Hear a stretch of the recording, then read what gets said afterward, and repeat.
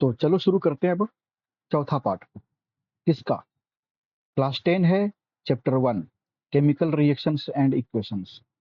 जैसा कि आप जान रहे हैं, हम एनसीईआरटी की फुल नोट्स बनाने को उतारू हैं, और ये सिंपल इंग्लिश में है। जिनकी इंग्लिश बहुत कमजोर है वो भी इसको आराम से समझ सकते हैं और अपनी पूरी तैयारी कर सकते हैं। साथ में हम कुछ इंपॉर्टेंट क्वेश्चंस भी लास्ट में देखेंगे। तो इसमें हम कवर करने जा रहे हैं डिस्प्लेसमेंट रिएक्शन के बाद। मतलब अभी तक जो है, इसके पहले आपने देखा कि केमिकल रिएक्शन के टाइप्स हमने देखे थे। तो टाइप्स में पहला था कॉम्बिनेशन और दूसरा था डिकम्पोजिशन। ठीक है, दो हमने देख लिया था, पहला और दूसरा। अब देखने जा रहे हैं तीसरा और चौथा और पांचवा। क्लियर ना? चलो मिटा दें इसे।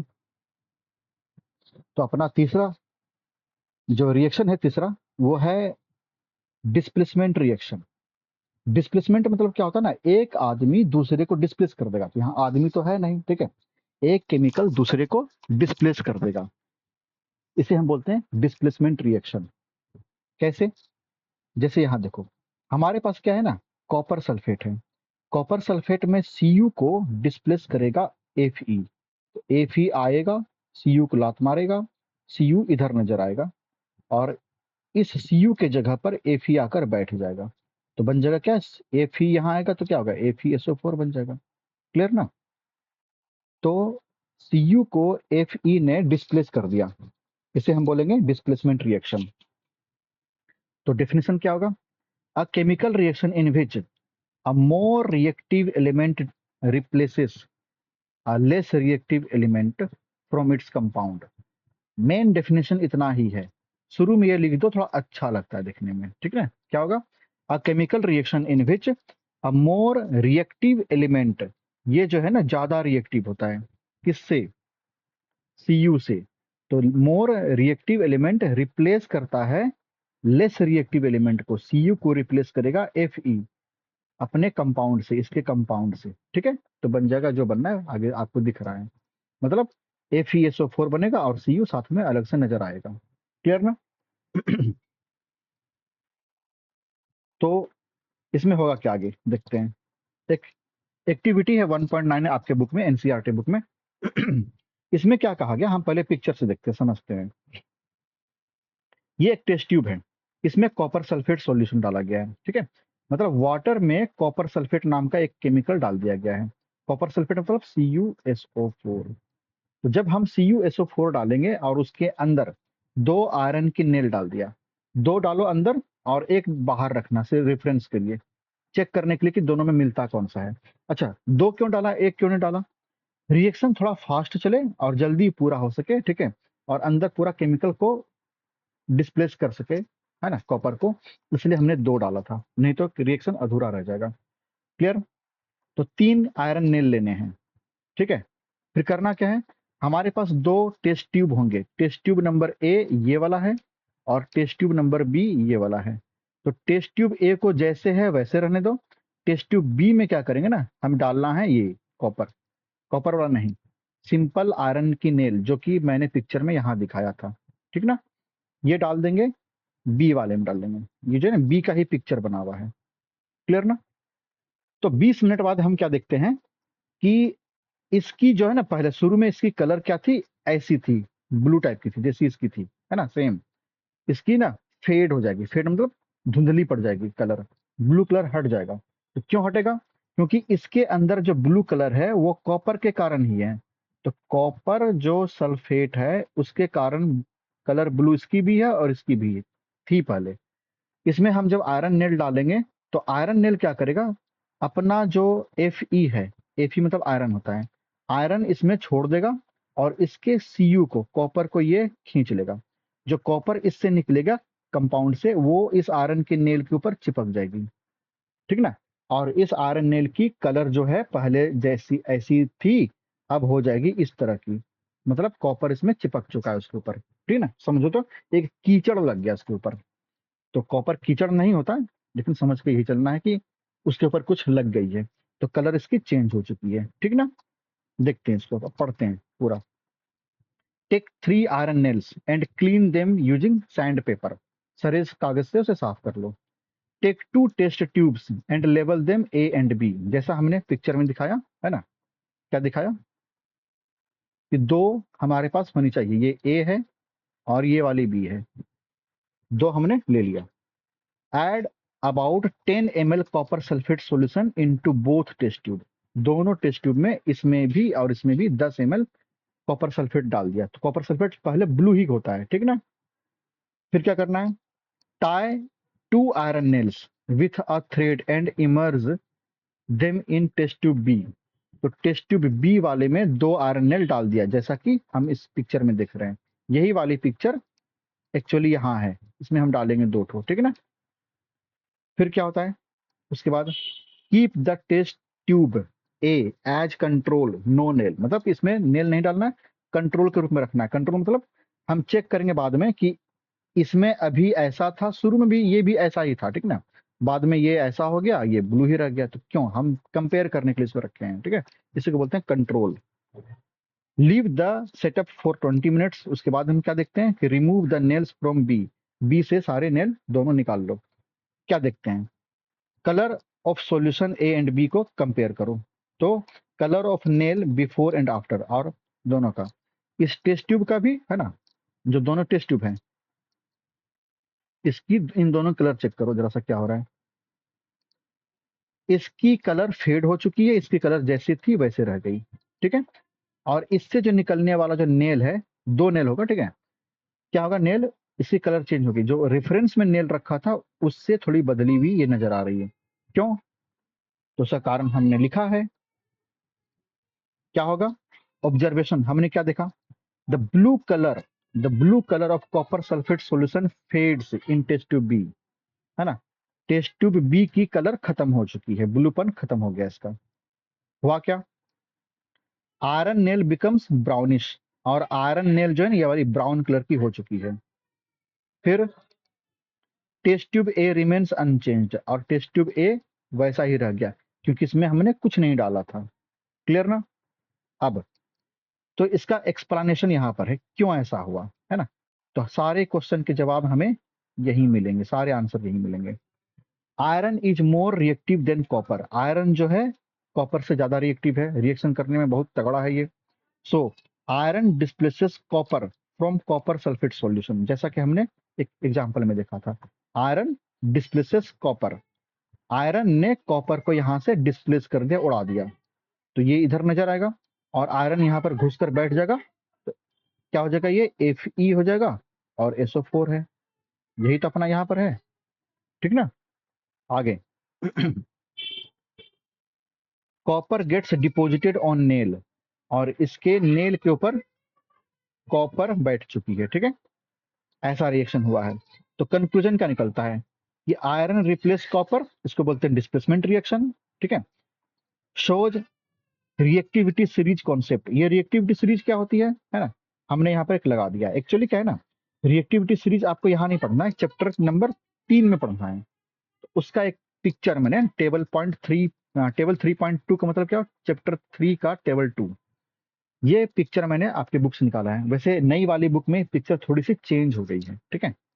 ये लेकिन कि ऑनलाइन तो मिल नहीं रहा था नया वाला, तो मैंने यही निकाला था उससे। क्या इसमें हम देखते हैं, देखो आयरन कहाँ पर है, आयरन ये रहा, कॉपर कहाँ है, नीचे है। ये रिएक्टिविटी सीरीज है, ये एरो देख रहे हो ना, रिएक्टिविटी सीरीज, ऊपर वाला ज्यादा रिएक्टिव है, नीचे वाला कम रिएक्टिव है, बीच वाला रिएक्टिविटी सीरीज घट रही है नीचे की तरफ, ठीक है। तो ये जो है ना, Fe ज्यादा रिएक्टिव है, कॉपर कम रिएक्टिव है, इसलिए Fe कॉपर को लात मारकर हटा देगा, सॉरी ऐसा नहीं बोलना चाहिए हमें, ठीक है। Fe क्या करेगा, कॉपर को डिस्प्लेस कर सकता है, Fe ज्यादा रिएक्टिव है इसलिए। इसलिए हमारे रिएक्शन में क्या हुआ था, है ना, कहा गया हमारे रिएक्शन में Fe ने कॉपर को यहां से डिस्प्लेस कर दिया, है ना, Fe ने कॉपर को डिस्प्लेस कर दिया। क्लियर। तो कॉपर अलग हो गया, और ये FeSO4 बन गया। यही कॉपर आयरन की नेल पर जाकर चिपक गई, है ना, आयरन की नेल पर यही कॉपर जाकर चिपक गई, इसलिए आयरन ब्राउन हो गया। यहाँ तक क्लियर है ना। और जो आपके टेस्ट ट्यूब में था, है ना, टेस्ट ट्यूब में क्या था पहले, टेस्ट ट्यूब में ये है CuSO4, ये भी था पहले CuSO4 इसमें भी, बट Fe के आने से ये FeSO4 हो गया। तो FeSO4 हुआ तो इसकी कलर अलग होगी और CuSO4 की कलर अलग थी। बात समझ में आई? इसी का कॉपर निकलकर इसमें जाकर चिपक गया है। होप यहां तक बात समझ में आ रही होगी, है ना? थोड़ा एक्टिविटी से पढ़ते हैं इसलिए थोड़ा सा कभी कभी टफ लग सकता है। मैंने कोशिश की है पूरी तरह से कि आपको अच्छे तरीके से आसान शब्दों में समझा सकूं। क्लियर? तो कुछ अदर एग्जांपल्स भी हैं डिस्प्लेसमेंट रिएक्शन के। हमने क्या देखा, कॉपर सल्फेट यहां लिया हमने, जिंक लिया और जिंक इधर जाएगा कॉपर को डिस्प्लेस कर देगा, तो कॉपर साइड में नजर आएगा और जिंक जब इधर घुस जाएगा तो ZnSO4 बन जाएगा। क्लियर? तो Zn जो है जिंक से ज्यादा रिएक्टिव है। इस सीरीज में आप देख सकते हैं यहाँ पर Zn कहाँ है, ये रहा अपना Zn और कॉपर नीचे है। तो Zn कॉपर को डिस्प्लेस कर सकता है, ऊपर वाला कोई भी नीचे वाले को कर सकता है डिस्प्लेस। क्लियर ना? बढ़ते आगे। दूसरा एग्जांपल है पीबी, मतलब लेड, शीशा, कांच। ये भी कॉपर को डिस्प्लेस करके क्या बन जाएगा, PbCl2 और Cu अलग नजर आएगा। देखते हैं Pb और Cu कहाँ है। Pb अपना है यहाँ पर, है ना, ये Pb अपना हुआ और Cu तो नीचे है ही, देख रहे हैं बार बार। थोड़ा गंदा हो गया, साफ कर दे इसे, है ना? क्लियर ना? कौन कौन था, Zn पढ़ना था हमें, Fe पढ़ना था, Pb पढ़ना था, तीनों सीरीज में था। इसने कॉपर को हटा दिया, तो कॉपर नीचे है, कम रिएक्टिव है, तो ऊपर वाले ज्यादा ताकतवर है, तो इसको हम हटा सकते हैं। क्लियर? क्या मतलब हुआ? इंपॉर्टेंट पॉइंट सारे रिएक्शन का, मेटल्स लाइक जिंक, लेड और कौन सा, एंड Fe, दोनों, है ना, तीनों are more reactive than copper, so they displace copper, इसलिए कॉपर को डिस्प्लेस कर देते हैं। खत्म बात, बढ़ते हैं आगे।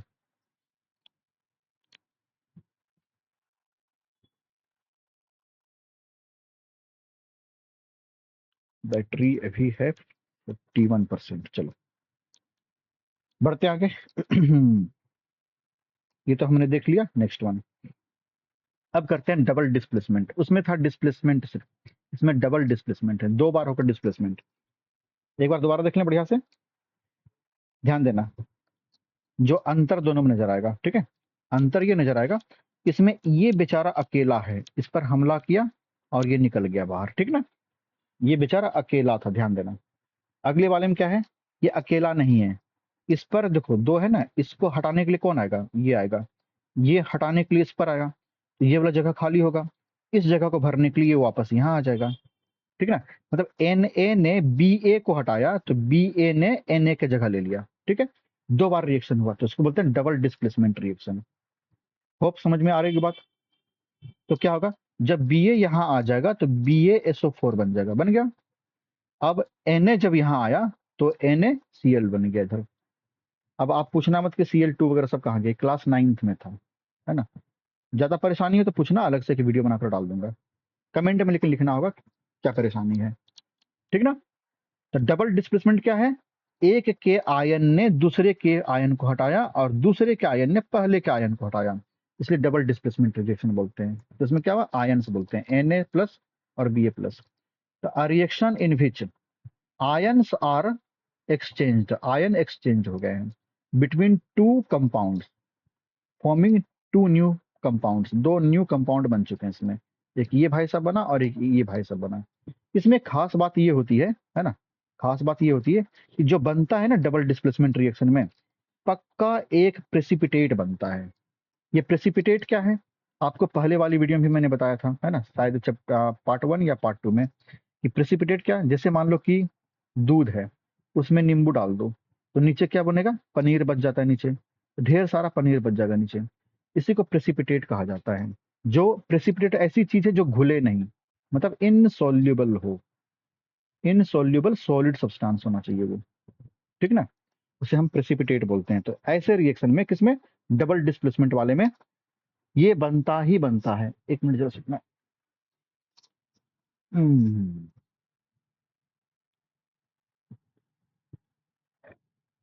ठीक है, बढ़ते हैं आगे। एक्चुअली एक वीडियो जो बनाया था इसके पहले, वो एडिटिंग हो रही थी उसकी, तो पूरी हो चुकी है, वही देखने गया था मैं। तो ठीक है। तो इसमें कौन सा बनेगा, एक ऐसा केमिकल है जो वाटर में घुल जाएगा, ये कौन सा है, सॉल्ट है, जो हम घर में खाते हैं, नमक। और ये है, इसमें ना एक आपको सिंबल दिखेगा कैसा, इस टाइप का सिंबल दिखेगा, दिख रहा है एरो, नीचे की तरफ एरो होगा। एरो नीचे होने का मतलब क्या हुआ, प्रेसिपिटेट नीचे जम गया, है ना। ये पनीर का जो था टुकड़ा, सॉरी, हाँ, ये पनीर का जो था हिस्सा, ये नीचे जम गया, तो नीचे की ओर जमा ना, तो एरो नीचे लगाते हैं, इसलिए BaSO4 के बाद ये एरो लगाया गया नीचे की तरफ। इसका मतलब होता है प्रेसिपिटेट, है ना, प्रेसिपिटेट बोलते हैं इसको। और इसकी कलर भी होती है, ये व्हाइट कलर की होती है, WHITE, व्हाइट, ठीक है। तो ऐसा रिएक्शन जो डबल डिस्प्लेसमेंट हो वो प्रेसिपिटेट रिएक्शन भी होता है, हमेशा होता है ऐसा। इसलिए मैंने कहा इसको, this is also called precipitate reaction because a precipitate is formed, है ना, एक प्रेसिपिटेट बन गया इसलिए। ठीक है, बढ़े आगे। एक एक्टिविटी आपके बुक में दे रखी है, ठीक है, उसमें क्या है, यही वाली एक्टिविटी जो हमने अभी देखा, Na2SO4 और BaCl2 है। मिटा दो इसे, गंदा ना लगे, ठीक। BaCl2 और Na2SO4, सबका नाम याद रखना, ठीक है। इसका नाम क्या है, इसका नाम है सोडियम सल्फेट, है ना, सोडियम सल्फेट। इसका नाम है barium chloride, sodium sulphate barium chloride. इसका नाम क्या है, बेरियम सल्फेट, है ना, बेरियम सल्फेट। इसका नाम है सोडियम क्लोराइड, ठीक है, नाम लिख लेना सबका। बढ़ते हैं आगे।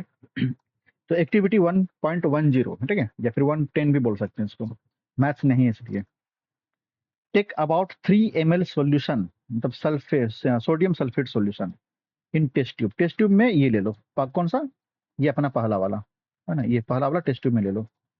करना क्या है इसमें, add another test tube, in another test tube take 3 ml barium chloride, दोनों देखो 3 ml ले रहे हैं हम लोग, है ना, बेरियम क्लोराइड लिया हमने, ठीक है। Mix them the two solution, ठीक है, मिक्स देम, दोनों को हमने मिक्स कर दिया। तो क्या बनता है, जिस तरह से दूध फटता है तो नीचे प्रेसिपिटेट बनता है, तो ये वाला तुमको ना बनकर दिख जाएगा आपको, ठीक है, precipitate. A white precipitate, insoluble precipitate is formed। क्यों हुआ ऐसा, तो एक्सप्लेन करते हैं इसको। The white substance is barium sulphate BaSO4, है ना, बेरियम सल्फेट ये हमारा बन चुका है, ठीक ना। अब क्या करेंगे हम, it does not dissolve in water, जब ये डिजोल्व नहीं होगा तो इसी को प्रेसिपिटेट बोलेंगे, ठीक है ना, प्रेसिपिटेट। अगला, आगे बढ़े। एक काम और करूं, जरा सा तुरंत मैं ये लगा लूं फटाफट, बैटरी घट रही है लैपटॉप की। चलो, हो गया ये, नहीं तो लैपटॉप हो जाएगा बंद, सारा काम बंद हो जाएगा। सॉरी सॉरी सॉरी, बस 2 सेकंड, 2 सेकंड तो हो गया। अंधेरे में कर रहा हूँ, रात में दिख नहीं रहा ये। चलो ठीक, आया, चलो रिएक्शन शुरू।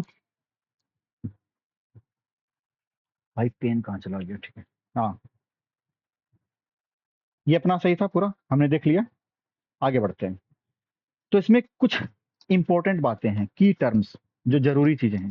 क्या है, पहली बात, प्रेसिपिटेट, ये क्या होता है, तो insoluble solid formed in a reaction, बस इसको याद रखना बात को, है ना, इसको याद रखना। क्यों, ये क्वेश्चन खूब पूछे जाते हैं, क्या कि प्रेसिपिटेट क्या होता है। तो प्रेसिपिटेशन रिएक्शन भी पूछा जाता है कि क्या होता है precipitation reaction, a reaction that produces a precipitate, एक ऐसा रिएक्शन जिसमें प्रेसिपिटेट बने। देखो सिंपल सी बात, एक केमिकल लिया, उस पर दूसरा केमिकल डाला, तो नीचे प्रेसिपिटेट बनना शुरू हो जाएगा, ठीक है, क्लियर ना। बढ़ते हैं आगे। तो सोडियम सल्फेट डाला किसमें, बेरियम क्लोराइड में, बन जाएगा प्रेसिपिटेट। आगे, अब इसके बाद ना एक एक्टिविटी है जो कि रिकॉल करनी है, मतलब याद करो। चैप्टर के शुरू में, मेरे ख्याल से शायद दूसरे पेज के साइड वाले में, ठीक है, दूसरे पेज के ना इधर, इस साइड छोटा सा एक होगा, 2-3 लाइन लिखा हुआ, है ना, उसको थोड़ा सा रिकॉल करो। वहां पर भी एक प्रेसिपिटेट का ही रिएक्शन दिया हुआ था। उसमें क्या है ना कि व्हाट इज द, उस एक्टिविटी में कुछ क्वेश्चन पूछा गया हमारे बुक का, what is the colour of precipitate formed, जो प्रेसिपिटेट यहाँ बना था क्या एक्टिविटी 1.2 में, उसका कलर क्या था। एक्सपेरिमेंट करके हम जब देखते हैं तो उसका कलर येलो था। कौन सा येलो प्रेसिपिटेट बना, ये अपना लेड आयोडाइड बना था, ठीक है, येलो प्रेसिपिटेट ये बनेगा, ये येलो कलर का बनेगा। क्लियर ना?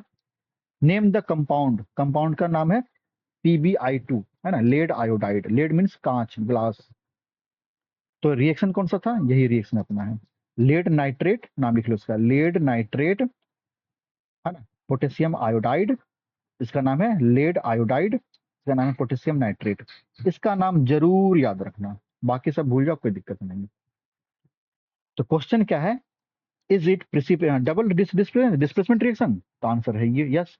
पूछता क्यों, पूछता क्यों ये डबल डिस्प्लेसमेंट कैसे समझा आपने है? क्योंकि इसमें प्रेसिपिटेट का बनना तय है ना, ये प्रेसिपिटेट बना इसलिए displacement reaction, double displacement reaction है। बात समझ में आई? बढ़ते आगे। तो मेन थे चार तरह के रिएक्शन। अगला है ऑक्सीडेशन एंड रिडक्शन रिएक्शन। इसको अलग अलग नहीं पढ़ते हैं, है ना, ऑक्सीडेशन और रिडक्शन दोनों साथ पढ़ते हैं। क्यों? दोनों साथ होता ही है। अगर ऑक्सीडेशन हो रही है तो रिडक्शन भी होगी, इसलिए इन दोनों का मिलाकर नाम रखते हैं रिडॉक्स। रेड मतलब रिडक्शन, और ऑक्स मतलब ऑक्सीडेशन, ठीक है। तो ऑक्सीडेशन और रिडक्शन को मिला दिया तो रिडॉक्स रिएक्शन हो गया, ठीक ना। पढ़ते हैं। एक एक्टिविटी 1.11 दे रखी है आपकी बुक में, हीटिंग कॉपर पाउडर, है ना, कॉपर पाउडर को हीट करो। कॉपर पाउडर क्या हुआ, Cu, ये रहा Cu कॉपर, उसको हीट करो। हीट करेंगे तो हमारे एयर में ऑक्सीजन होता है, ऑक्सीजन से कर जाएगा रिएक्शन, रिएक्शन करके CuO बनेगा। इसकी कलर ब्लैक होती है, ये एग्जाम में बहुत बार पूछे गए हैं, ठीक है। तो लैपटॉप लैग कर रहा है, ठीक है, स्लो चल रही है। बहुत सारे ऐप चलाने पड़ते हैं ना अंदर, ताकि सही से रिकॉर्डिंग हो। Take a china dish with copper powder, है ना, एक कटोरी छोटी सी लो, चाइना डिश वाली, सिरामिक की, है ना, उसमें कॉपर पाउडर ले लो। Heat it over burner, heat करो, तो एयर में जो ऑक्सीजन है उससे भाई साहब ये रिएक्शन कर लेगा, मिल जाएगा। तो कॉपर बर्न्स ब्लैक, ये ब्लैक कलर का ही बनकर निकलता है। तुमसे पूछेंगे कि कॉपर में ब्लैक कलर की जो परत होती है किसकी होती है, वो कॉपर ऑक्साइड की होती है। किसकी होती है वो कॉपर ऑक्साइड की होती है ना, कॉपर ऑक्साइड की। क्लियर? तो copper reacts with oxygen and forms copper two oxide, है ना, कॉपर टू ऑक्साइड बोलते हैं इसको। इसका आजकल नाम है कॉपर टू ऑक्साइड, पहले इसको बोलते थे क्यूप्रस ऑक्साइड बोलते थे, क्यूप्रस और क्यूप्रिक होता था एक, ठीक है। तो कॉपर टू ऑक्साइड नाम इसका। केमिकल रिएक्शन आप देख रहे हैं, कॉपर या रिएक्शन ऑक्सीजन से बना CuO। क्लियर? बढ़िया आगे। इसमें पूछेंगे कौन कौन सा ये रिएक्शन, अच्छा इसमें ऑक्सीडेशन हो रहा है, ये हमको समझना है। ऑक्सीडेशन क्यों हो रहा है? तो ऑक्सीडेशन बोलते पहले किसे हैं, तो उसका पहले डेफिनेशन तो हम देख लें, है ना, बोलते किसको है। ये ब्लैक मैंने मिटा दिया गलती से, ये ब्लैक कलर का है, इसको याद रखना, है ना, पूछेगा ये वाला। क्लियर? तो पहले डेफिनेशन देख लें। डेफिनेशन मैंने शायद लगता है लास्ट में लिखा था, कुछ समझाने के बाद, क्योंकि बुक से बना रहा था ना, बुक में ऐसे ही था लिखा हुआ, ठीक ना। चलो अभी हम समझेंगे इसको, ठीक ना, अभी हम समझेंगे। तो चलो बता ही दूं मैं, किसी भी चीज में, कोई भी एलिमेंट में अगर ऑक्सीजन ऐड हो जाए, ठीक है ना, तो उसका ऑक्सीडेशन होता है। मतलब पहले था ये Cu, पहले था कॉपर, कॉपर से बना क्या, CuO बना, कॉपर ऑक्साइड बना। So this is oxidised to copper oxide. क्या बोलते हैं हम लोग, copper is oxidised to copper oxide. Simple बात, ये बात लिखनी होगी, कॉपर की ऑक्सीडेशन हुई और कॉपर ऑक्साइड बन चुकी है। क्लियर? बढ़ते हैं, इन सब बातों को चाहो तो लिख लो, ठीक ना, जो मैंने बोला अभी, copper is oxidised to copper oxide. अगला, एक रिवर्स रिएक्शन इसका होता है। तो जो रिवर्स रिएक्शन है उसका नाम है रिडक्शन, ऑक्सीडेशन का उल्टा। कैसे करेंगे? तो हमने जो हमारे पास जो CuO बना था, इस CuO को रिएक्शन कराएंगे किससे, तो CuO को रिएक्शन, कॉपर टू ऑक्साइड को कराएंगे रिएक्शन हाइड्रोजन से। तो क्या होगा, यहाँ देखो, ये है कॉपर ऑक्साइड, रिएक्शन कराया हाइड्रोजन से। ये हाइड्रोजन क्या करता है ना, इसके ऑक्सीजन को चुरा लेता है, चुरा कर बन जाएगा खुद H2O बना लाएगा, वाटर बन जाएगा, और ये बेचारा CO फिर से अकेला रह गया, है ना। मतलब क्या हुआ, ऑक्सीजन का हट जाना। तो ऑक्सीजन का ऐड होना, ऑक्सीजन का जब ऐड करते थे तो इसको बोलते हैं ऑक्सीडेशन, ठीक है। और ऑक्सीजन का निकल जाना क्या कहलाता है? रिडक्शन कहलाता है। बात समझ में आई है ना? चलो, तो कॉपर के ऊपर जो ब्लैक कलर की कोटिंग है वो कॉपर मेटल के ऊपर कॉपर मेटल में बदल गई। कॉपर ब्लैक कोटिंग कॉपर में बदल गई, ठीक है ना? ये ब्लैक कोटिंग है, ये कॉपर में बदल गई। क्लियर? समझते हैं इसको। तो ऑक्सीडेशन क्या है? गेन ऑफ ऑक्सीजन, मतलब कि कॉपर था, इसमें ऑक्सीजन जुड़ गया, क्या बन गया? CuO। तो copper is oxidised to copper oxide. Clear? Loss of hydrogen भी होता है, किसी से अगर हाइड्रोजन निकल जाए तो उसको भी हम ऑक्सीडेशन ही बोलेंगे। क्लियर ना? तो यही बात था, कॉपर से कॉपर ऑक्साइड बन गया। दूसरा क्या है? Loss of oxygen. अगर ऑक्सीजन ऐड हुआ तो ऑक्सीडेशन, और ऑक्सीजन का लॉस हो जाए तो रिडक्शन। कैसे? Cu था O, है ना? इस वाले रिएक्शन में कहाँ गया? इस वाले रिएक्शन में CuO था, हाइड्रोजन से कर गया रिएक्शन, ठीक है ना? ये CuO था, हाइड्रोजन से कर गया रिएक्शन। तो हाइड्रोजन भाई साहब इसको लेकर चला गया, तो H2O बन गया, और साथ में क्या हुआ? Cu बना। तो ये ऑक्सीडाइज, ये रिडक्शन हो गया इसका। ऑक्सीजन निकल गया तो रिडक्शन हो गया। तो जब ऑक्सीजन का लॉस हो तो होता है ये रिडक्शन। क्लियर ना? उल्टा क्या हम बोलेंगे? हाइड्रोजन का जब गेन होगा तो भी रिडक्शन ही है। मेरे ख्याल से इसका एग्जाम्पल आपके बुक में था नहीं, इसलिए मैंने लिखा भी नहीं था। चलो है, दिखाता हूँ मैं, ठीक है? अच्छा, यही तो था। नहीं नहीं है, ठीक है, अलग है ये। हल्का सा है, दिखाता हूँ, देखो। ये वाला है, आते हैं भी दिखाता हूँ, ठीक है? अच्छा, दिखा दो। ये क्या है? HCl है। इस Cl से Cl बस बच गया, HCl से बस Cl बचा, है ना? तो हाइड्रोजन चला गया, तो हाइड्रोजन का लॉस हुआ। हाइड्रोजन का जो लॉस हुआ वो भी हमारा हमारा ऑक्सीडेशन ही कहलाता है, ठीक है ना? इसमें क्या हुआ? ऑक्सीजन का ही लॉस हुआ। जब ऑक्सीजन चला गया, बस Mn के साथ Cl2 आ गया, ऑक्सीजन चला गया, क्या बोलेंगे इसका? ऑक्सीजन का लॉस हो गया। तो ये अपना रिडक्शन हो गया, ठीक है ना? इस पर चर्चा करते हैं अभी आकर। चलो, एक है रिडॉक्स रिएक्शन। मैंने क्या कहा था? रेड मतलब रिडक्शन और ऑक्स मतलब ऑक्सीडेशन। तो ऑक्सीडेशन और रिडक्शन हमेशा साथ होता है। क्लियर ना? जैसे नफा नुकसान साथ होता है, एक का अगर नफा हुआ दूसरे का नुकसान होना ही है। वैसे एक चीज का अगर रिडक्शन हुआ दूसरे का ऑक्सीडेशन हुआ। जैसे अभी हमने यहाँ पर देखा था, इसमें क्या हुआ अभी? ऑक्सी ये MnO2 का Mn में क्या होगा? रिडक्शन हो गया, और इसका ऑक्सीडेशन हो गया। इसका ऑक्सीडेशन हुआ, ठीक है? तो एक का रिडक्शन दूसरे का ऑक्सीडेशन होना साथ में है ये। तो किसे बोलते हैं reduction? Redox reaction. Reaction in which oxidation and reduction occur simultaneously. Oxidation and reduction occurs simultaneously. Oxidation और रिडक्शन होते हैं साथ में, है ना? एक साथ होते हैं, इसको बोलते हैं रिडॉक्स रिएक्शन। एग्जांपल देखते हैं। अभी हमने क्या देखा था? CuO प्लस H2 क्या बन गया? Cu बचा था और साथ में H2O बना। देखना, इसका हुआ था रिडक्शन, है ना? और इसका हो गया ऑक्सीडेशन। क्यों? इस H में ऑक्सीजन जुड़ गया तो हो गया इसका ऑक्सीडेशन, और इसका हो गया रिडक्शन। क्लियर ना? तो एक का अगर रिडक्शन हो रहा है, ऑक्सीडेशन हो रहा है, दूसरे का रिडक्शन होना जरूरी है। इसी को बोलते हैं रिडॉक्स रिएक्शन, साथ में होते हैं, ठीक है ना? कुछ concept. One substance loses electron, इसको भी ऑक्सीडेशन बोलते हैं। अनदर सब्सटेंस गेन इलेक्ट्रॉन, अगर इलेक्ट्रॉन कोई लूज करेगा तो ऑक्सीडेशन, और गेन करेगा तो रिडक्शन होता है। ये भी एक कॉन्सेप्ट है। तीन इसके डेफिनेशन होते हैं। पहला डेफिनेशन क्या हुआ ऑक्सीडेशन का? ऑक्सीजन का गेन होना, है ना? साफ साफ मैं लिख दूं बढ़िया से, क्या हमने देखा? कौन सा लगाऊं मैं? चलो इससे करते हैं, ठीक है ना? कलर चेंज करते हैं, थोड़ा सा अच्छा लगेगा देखने में, है ना? क्या हुआ? ऑक्सीजन के, नहीं दिख रहा, ऑक्सीजन के कई डेफिनेशन है, ठीक है? ऑक्सीजन के कई डेफिनेशन है।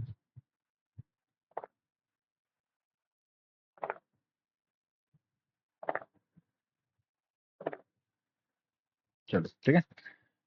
ऑक्सीडेशन के कई डेफिनेशन। पहला क्या है? ऑक्सीजन का गेन होना, मतलब ऑक्सीजन का जुड़ना। हाइड्रोजन का लॉस होना, हाइड्रोजन का माइनस हो जाना, निकल जाना। और तीसरा क्या है? ये वाला है, कहाँ चला गया ये, ऑक्सीडेशन, इलेक्ट्रॉन का लॉस होना, 3 डेफिनेशन है। उसी तरीके से रिडक्शन का, ऑक्सीजन का माइनस होना, या फिर हाइड्रोजन का प्लस हो जाना, जुड़ जाना, या फिर या फिर या फिर इलेक्ट्रॉन का जुड़ जाना, गेन हो जाना। ये रिडक्शन के डेफिनेशन है। लेकिन ये आपको नहीं लिखने होते हैं, बस जानो, शायद पूछ दे एग्जाम में। बुक में हल्का सा चर्चा ऐसा किया हुआ है, ठीक ना, इसलिए मैंने लिख दिया। लेकिन इसमें पूछे नहीं क्वेश्चन, शायद अभी तक, जहां तक मुझे याद है। बढ़ते हैं आगे, कुछ एक्स्ट्रा एग्जाम्पल सब बुक के हैं, है ना। ZnO प्लस सी, तो क्या करेगा ये सी भाई साहब, O को चुरा लेगा और CO बन जाएगा, और खुद जो है Zn रह जाएगा अकेला। तो Zn से O निकल गया, तो O का लॉस होना, रिडक्शन। कॉपर, ये कार्बन का ऑक्सीजन जुड़ जाना, कार्बन में ऑक्सीजन जुड़ जाना, ये ऑक्सीडेशन कहलाएगा, ठीक ना।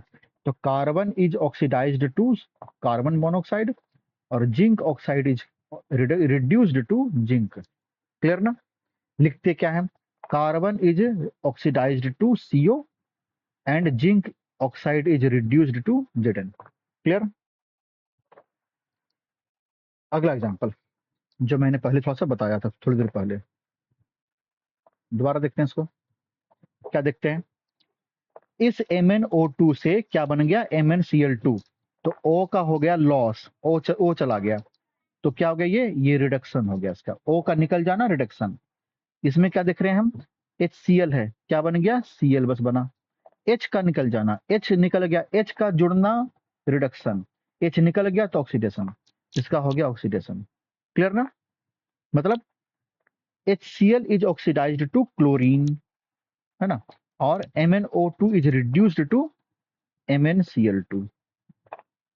इस सेंटेंस को लिखा जाता है इस तरह से, एग्जाम में पूछे कि किसका क्या हुआ, तो ऐसे लिखा जाता है आंसर। क्लियर ना। इसलिए मैंने सबका आंसर यहाँ पर वर्ड्स में लिख दिया है, ताकि आप इसको लिख सकें। इन सब सेंटेंस को याद रखना, है ना। एरो मत लगाना, यहाँ पर इज लगा देना, ठीक है ना, एरो की जगह इज लगा देना। ठीक है, आगे बढ़े। नेक्स्ट वन इज, चलो, मैग्नीज बर्निंग क्या हुआ था इसका, मैग्नीशियम का बर्निंग आपके बुक में है, दोबारा इसको, इसकी चर्चा हो रही है।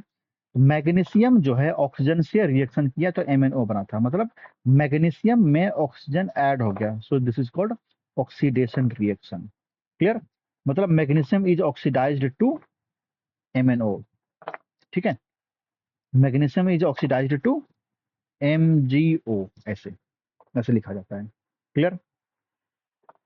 तो ऑक्सीडेशन और रिडक्शन हुआ, तो इसका हमें हमारी डेली लाइफ में कुछ एग्जाम्पल दिखते हैं, है ना। इसका कुछ इफेक्ट है जो हमें दिखते हैं, कहाँ कहाँ दिखते हैं, पढ़ते हैं। तो उसमें से पहला है कोरोजन, है ना, इफेक्ट, ऑक्सीडेशन और रिडक्शन का जो इफेक्ट है, पहला उसमें कोरोजन। और दूसरा कौन सा है, दूसरा है अपना रस्टिंग, कोरोजन एंड रस्टिंग। तो समझते हैं कोरोजन और रस्टिंग क्या होता है। देखो ध्यान दो, मान लो मिट्टी की दीवार है ना, मिट्टी की दीवार है, इस दीवार पर एक बाल्टी पानी जोर से मारो, तो क्या होगा, मिट्टी की एक परत नीचे गिर जाएगी, है ना। या फिर कहीं भी जमीन है वहां पर मिट्टी है, बारिश तगड़ी वाली हुई, तो सारा मिट्टी बह कर चला जाएगा। तो मिट्टी का एक लेयर ऊपर से बह गया, मिट्टी का एक लेयर ऊपर से बह गया, तो मिट्टी का एक लेयर ऊपर से बह गया, उसी को हम कोरोजन बोलते हैं। मिट्टी का एक लेयर ऊपर से कोरोड हो गया, है ना, बह गया, कोरोजन बोलते हैं। तो ऊपर का लेयर खराब हो जाना। जैसे आप एक आयरन नेल को लो, है ना, इसे छत पर रख दो बारिश के मौसम में एक आध महीने के लिए, तो इसके ऊपर ना एक लेयर बन जाती है जंक की। फिर जब झाड़ेंगे तो क्या होगा, ऊपर से जंक झड़ तो जाएगा, लेकिन अपनी जो आयरन नेल बचेगी थोड़ी पतली बचेगी, है ना। मतलब क्या हुआ, ऊपर का एक लेयर उड़ गया, हट गया, कोरोड हो गया, है ना। तो कोरोजन इसी को बोलते हैं, ऊपर का लेयर हट जाना। तो क्या है corrosion, corrosion is a process in which a metal is slowly damaged, कोई मेटल स्लोली डैमेज हो जाए by reaction with air, moisture या एसिड, किसी के साथ, है ना, बेस सबके साथ हो सकता है, नमक सबके साथ हो सकता है, इसे बोलते हैं कोरोजन, ऊपर का लेयर हट जाना। एग्जाम्पल देखते हैं, आयरन में रस्टिंग होती है तो रेडिश ब्राउन कलर की होती है। सिल्वर, चांदी जो गहने पहनते हैं आप, ये टार्निश होती है, तो ब्लैक कलर इसके ऊपर लग जाता है, बोलते गंदा हो गया। गंदा नहीं हुआ, चांदी का फॉर्मूला Ag है, इसमें O2 जुड़ गया तो ये Ag2O बन गया, ठीक है ना, Ag2O, सिल्वर ऑक्साइड बन गया। क्लियर ना? ये ब्लैक कलर की होती है, इसी को हम लोग साफ करके हटाते हैं। कॉपर, कॉपर की जो बर्तन है आपके पास, पूजा पाठ करने वाली बर्तन है ना, उसके ऊपर सिंपल लगे तो ग्रीन होती है, ये ब्लैक होती है, ज्यादा खराब हो तो ग्रीन हो जाएगी वो, ठीक है। तो ग्रीन कोटिंग है ना, एक ग्रीन कोटिंग होती है, ग्रीन करते हैं। ऊपर का लेयर खराब हो चुका है, इसी को हम लोग कोरोजन बोलते हैं। क्लियर ना? चलो तो रस्टिंग को डिटेल से समझते हैं। अच्छा सॉरी, पहला इफेक्ट अपना क्या है, कोरोजन, और दूसरा इफेक्ट रस्टिंग नहीं है, है ना, ये रस्टिंग दूसरा इफेक्ट नहीं है। दूसरा इफेक्ट अपना है रेंसिडिटी बोलते हैं, वो आगे है ना, ये रेंसिडिटी। तो मैंने क्या बताया, हमारी डेली लाइफ में दो इफेक्ट पड़ते हैं, पहला कोरोजन था और दूसरा क्या है, रेंसिडिटी पड़ते हैं।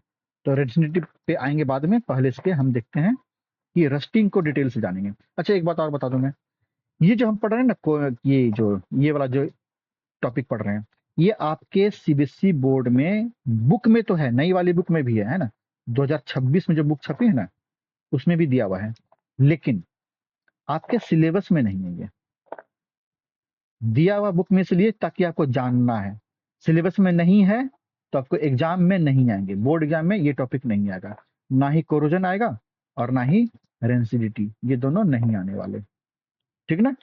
बात को ध्यान से सुनना, ये बात, ये दोनों नहीं आने वाले, बस समझने के लिए है। तो समझने का मन तो समझो, नहीं तो आप स्किप भी कर सकते हो, वैसे समझ लो, भरोसा नहीं है, लास्ट में क्या पता दे दे वो लोग, है ना, सरकारी लोग होते हैं काम धाम करना ज्यादा, क्या कहें, बस छोड़ो, है ना। रस्टिंग में क्या होता है, iron reacts with oxygen, water, दोनों से करेंगे रिएक्शन, मतलब कि आयरन जो है ना वाटर और रिएक्शन करेगा, वाटर से और ऑक्सीजन से, तो रस्टिंग होगी। तो रस्ट फॉर्म्स, है ना, इसको बोलते हैं आयरन ऑक्साइड। किस कलर का होता है, रेडिश ब्राउन कलर का होता है, खत्म बात।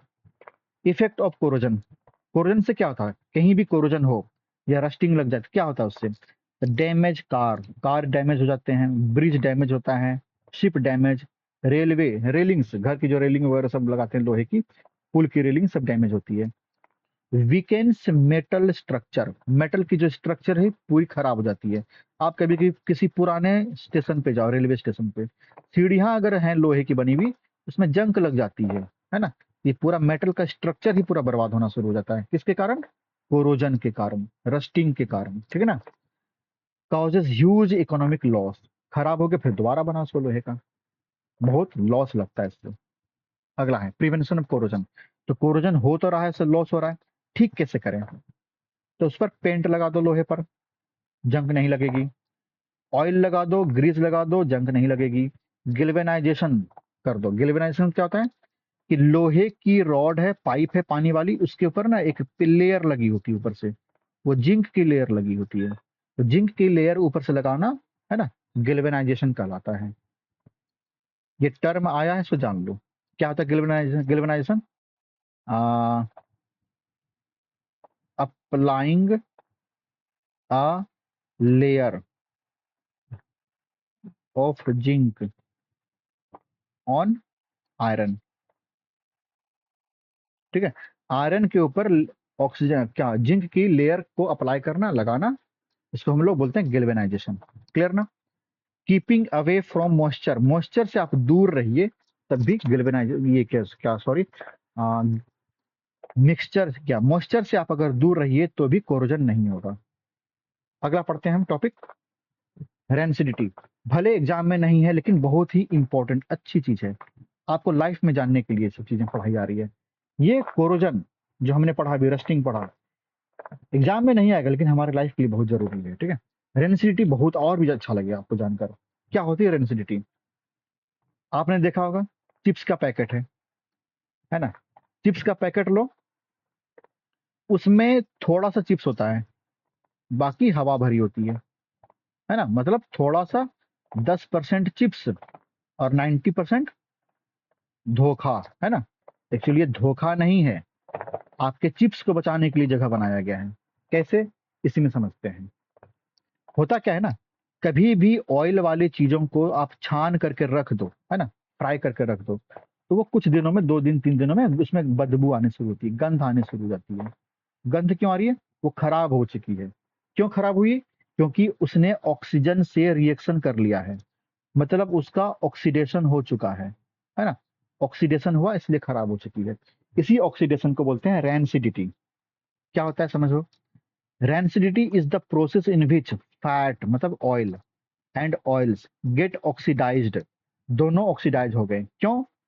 हाँ, इससे क्या होता है? कॉजिंग बैड स्मेल और बैड टेस्ट। टेस्ट भी खराब होगा, स्मेल भी खराब होगा, ठीक ना। ये खराब हो चुकी है ऑक्सीजन से रिएक्शन करने के बाद। इसलिए ओल्ड चिप्स खराब महकते हैं। Butter left open becomes spoil, butter भी छोड़ दो खराब हो जाएंगे। कॉजेज क्या है? कारण इसका कि reaction with oxygen in air, oxygen से रिएक्शन करता है इसलिए खराब होता है। ठीक है। अगला, बचाएंगे कैसे इसको? प्रिवेंशन कैसे करना है? तो यूज एयर टाइट कंटेनर, है ना, जैसे कि डब्बा बढ़िया से बंद कर दो। दूसरा, ऐड एंटीऑक्सीडेंट्स, इसमें एंटीऑक्सीडेंट जो ऑक्सीजन से बचाने वाली चीजें उनको डाल दो, तो ऑक्सीजन हट जाता है उससे। Store in cool places, cool places मतलब ठंडी जगह पर रखो। गर्म जगह पर रखेंगे पता क्या होगा? ऑक्सीजन जल्दी रिएक्शन करता है, ठंडी जगह पर रखो। या फिर नाइट्रोजन गैस को भर दो, जैसे चिप्स के पैकेट में करते हैं। चिप्स के पैकेट में चिप्स होता है, ऊपर जनरली क्या होगा? नाइट्रोजन और ऑक्सीजन होंगे। तो ऑक्सीजन को हटा करके सिर्फ नाइट्रोजन भरा जाता है, ताकि नाइट्रोजन रिएक्शन नहीं करेगा। इसलिए हमारी चिप्स फुली होती है, चिप्स की पैकेट। कुछ इंपॉर्टेंट बात, नाइट्रोजन गैस इज यूज्ड, क्यों? क्योंकि it does not react easily, so it prevents oxidation, है ना, इसलिए नाइट्रोजन ऑक्सीडेशन को रोकता है। इस पे ना आज जो मैंने पढ़ाया उसका पूरा डिटेल है। डिस्प्लेसमेंट रिएक्शन क्या है, डबल डिस्प्लेसमेंट क्या है, रेस्पिरेशन क्या है, ऑक्सीडेशन क्या है, रिडक्शन क्या है ना, रिडॉक्स क्या है, सब। 10 मिनट बाद। बेटा, लेट लेट लेट।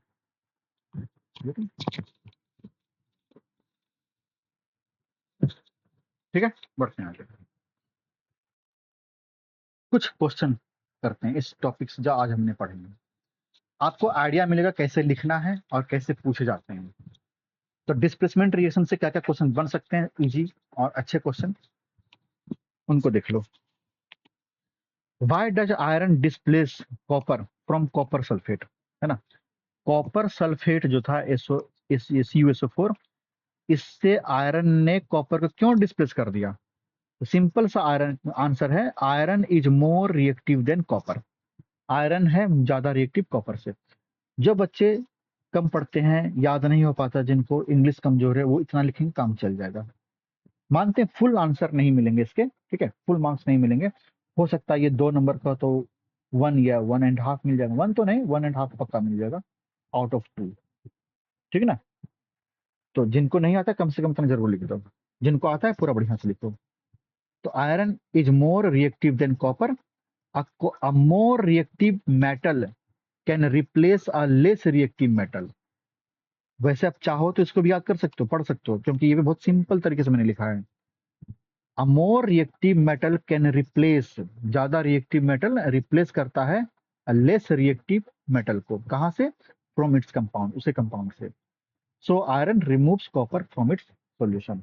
लास्ट वाले नहीं लिखो तो भी चल जाएगा, ठीक है, लास्ट वाला काट दो तो भी काम चल जाएगा। क्लियर ना। आगे, why does the blue colour of copper sulphate fade, fade मतलब मुरझा जाना, धुंधला हो जाना, क्यों खराब हो गया? तो blue colour is due to copper ions, blue colour copper ion के कारण थे। व्हेन आयरन डिस्प्लेसेस कॉपर, जब आयरन ने कॉपर को डिस्प्लेस किया तो copper is removed from the solution, solution से कॉपर निकल गया। So blue colour becomes lighter या फिर फेड। क्लियर। आगे, third number question, why is the iron nail coated with brown layer? तो आयरन की ब्राउन लेयर क्यों हो गई थी? क्योंकि the brown layer is due to deposition of copper metal, copper metal इस पर डिपोजिट हो गया था इसलिए। खत्म। आगे, can copper displace iron from its sulphate solution? क्या कॉपर आयरन को हटा सकता है? नहीं, कॉपर नहीं हटा सकता, क्योंकि मैंने आपको बताया था अभी, आयरन ऊपर होता है, कॉपर नीचे होता है, ठीक ना। तो क्या होगा, आयरन कॉपर को हटा देगा, कॉपर आयरन को नहीं हटा सकता, ठीक है। Copper can not displace iron because it is less reactive than iron. Next one is, अब है डबल डिस्प्लेसमेंट रिएक्शन से कुछ क्वेश्चन। तो what is precipitate? A precipitate is an insoluble solid substance formed in a reaction. Clear? अगला, why is barium sulfate called precipitate? Barium sulphate को precipitate क्यों बोलते हैं? क्योंकि ये insoluble solid है इसलिए, है ना, because it is insoluble solid. Clear? What is the main feature of the double displacement reaction? Double, इसका मेन फीचर क्या है? दो मेन फीचर होते हैं। पहला क्या है? एक्सचेंज ऑफ आयंस, दूसरा है फॉर्मेशन ऑफ प्रेसिपिटेट, है ना। एक्सचेंज ऑफ आयंस पहला हो गया, दूसरा प्रेसिपिटेट इसमें बनेंगे, दो इसकी मेन चीज होती है। वाई Na2SO4 मतलब सोडियम सल्फेट और barium chloride reaction is called precipitation, क्यों बोलते हैं इसको? इस रिएक्शन को प्रेसिपिटेशन रिएक्शन क्यों बोलते हैं? क्योंकि इसमें इनसॉल्युबल सॉलिड बनी है इसलिए, ठीक ना, because it forms an insoluble solid. आगे, अब है ऑक्सीडेशन और रिडक्शन से, क्या है? What is oxidation? एग्जांपल दो। तो गेन ऑफ ऑक्सीजन और loss of hydrogen is oxidation. जैसे कॉपर में, ऐसे मत लिखना, ठीक ना, ऐसे मत लिखना। एक्चुअली ये लिखने में परेशानी हो रही थी, इसलिए मैंने डायरेक्ट नाम लिख दिया। कॉपर में ऑक्सीजन जोड़ो, ये CuO बना। क्लियर ना? What is reduction? ये रिडक्शन क्या होता है? एग्जांपल दो। तो reduction is the loss of oxygen या फिर गेन ऑफ हाइड्रोजन। क्लियर ना? तो यहाँ क्या करोगे, CuO लिखो प्लस हाइड्रोजन लिखो, और क्या बना? कॉपर बना, बस। साथ में H2O भी बनता है, जरूरी नहीं लिखना, ये मेन होता है product. Why are oxidation and reduction always together? ठीक है, साथ में दोनों क्यों होते हैं? क्योंकि एक की होती है रिडक्शन तो दूसरे का ऑक्सीडेशन होता है, ठीक है। Because when substance lose gains electron oxygen, अगर कोई ऑक्सीजन लेता है, कोई अगर ऑक्सीजन लेता है तो दूसरा ऑक्सीजन लॉस कर रहा होगा तब तो। जैसे एग्जांपल में देखो, इसमें इसमें देखो, ये भाई साहब क्या कर रहा है? ऑक्सीजन लूज कर रहा है तो बन गया Cu, और ये भाई साहब ऑक्सीजन गेन कर रहा है तो बन गया यहाँ H2O। एक गेन कर रहा है ऑक्सीजन तो दूसरा ऑक्सीजन लूज कर रहा है। क्लियर ना? तो एक अगर गेन करेगा तो दूसरा लॉस करेगा, इसलिए दोनों साथ में होते हैं दोनों। Clear? What is a redox reaction? तो ऐसा रिएक्शन जिसमें ऑक्सीडेशन और रिडक्शन अकर टुगेदर, साथ में हो, उसको कहेंगे। Why does copper turns black? Copper क्यों टर्न होते हैं ब्लैक? क्योंकि due to formation of copper oxide, simple बात लिखना, ठीक है, due to formation of copper oxide. Why does copper oxide turns brown? Copper oxide brown क्यों हो जाते हैं? When hydrogen is passed over it. तो कॉपर ऑक्साइड था, इस पर हाइड्रोजन चला दो तो हाइड्रोजन इसको चुरा लेगा, है ना, बन जाएगा Cu, और निकल जाएगा साथ में H2O। H2O तो उड़ जाएगा, है ना, बचेगा अपना Cu बचेगा। तो कॉपर किस कलर का होता है? रेडिश ब्राउन कलर का होता है। तो Cu is reduced to copper, copper बन चुका है इसलिए ब्राउन कलर हो गई। क्लियर? होप बातें समझ में आई होंगी। थोड़ा मैंने फास्ट कराने की कोशिश की है ताकि जल्दी हो और आप देख सकें। ज्यादा स्लो चलने पे दिक्कत होती है ना, और आपको परेशानी होती है देखने में। बढ़ते हैं आगे, फिर मिलेंगे नेक्स्ट टॉपिक पर, अगला पार्ट, ठीक ना। तब तक के लिए लाइक सब्सक्राइब कीजिए।